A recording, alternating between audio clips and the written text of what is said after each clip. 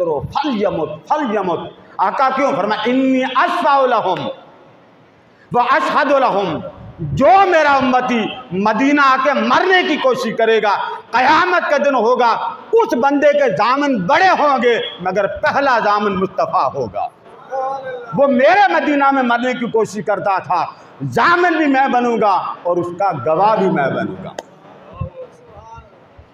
پتا تھا نا کہ سارے امتی ایسے ایک جیسے نہیں ہوں گے, اس لیے آقا نے فرمایا کہ اگر ایسا نہ ہو سکے کوشش جاری رکھو, اگر ایسا نہ ہو سکے تو پھر اس طرح کرو, جب اذان سنو, کیا سنو, اذان سنو تو مجھ پر پہلے درود پڑھا کرو. کیا کرو, اذان سنو تو کیا کرو, مجھ پر درود پڑھو, میرے وسیلہ کی دعا مانگو, میرا وسیلہ کی دعا مانگو.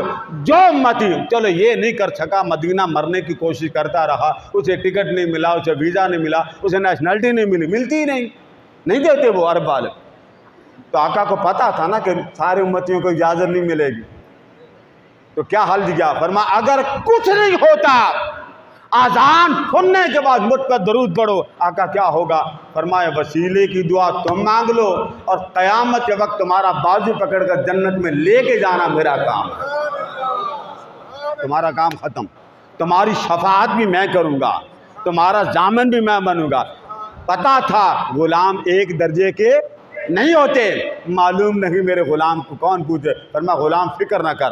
مسند احمد بن حنبل, صحابہ نے پوچھا آقا قیامت کے دن آپ کو تلاش کرنا تو کہاں تلاش کرنا؟ فرمایا میزان کے کنارے ہوں گا, یا وہاں پہ جہنم کے کنارے ہوں گا, یا حوض کوثر کے کنارے. فرمایا 3 سے 4 جگہ تمہیں نہیں ملوں گا. عرض کیا کہ آقا ایسا نہیں ہو سکتا قبر کا حساب نہ ہو اور ہم ہر وقت آپ کے ساتھ رہیں, آنکھ بند ہو سامنے آمنہ کا لال ہو, بیڑا پار ہو جائے. فرمایا اگر تم یہ چاہتے ہو ہر مقام ہر جگہ تمہیں میں اپنے ساتھ رکھوں تو ایک کام کر لو. کیا کرو, ایک کام, یہ آپ کو بطور گفٹ دے رہا ہوں, ایک کام کر لو.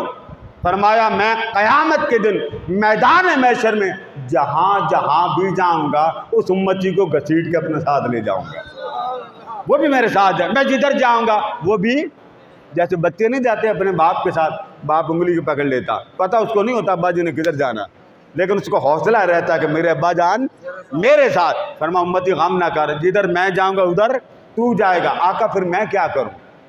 فرمایا ایک کام کر, اٹھتے بیٹھتے چلتے پھرتے کھاتے پیتے مجھ پر اور میری آل پر درود و سلام تو پڑھتا جا اور جنت کا ضامن میں بنتا جاؤں. نہ وضو, نہ خاص نشست, نہ وہابی بریلویوں والا رولا جہاں مرضی بیٹھ کے پڑھ.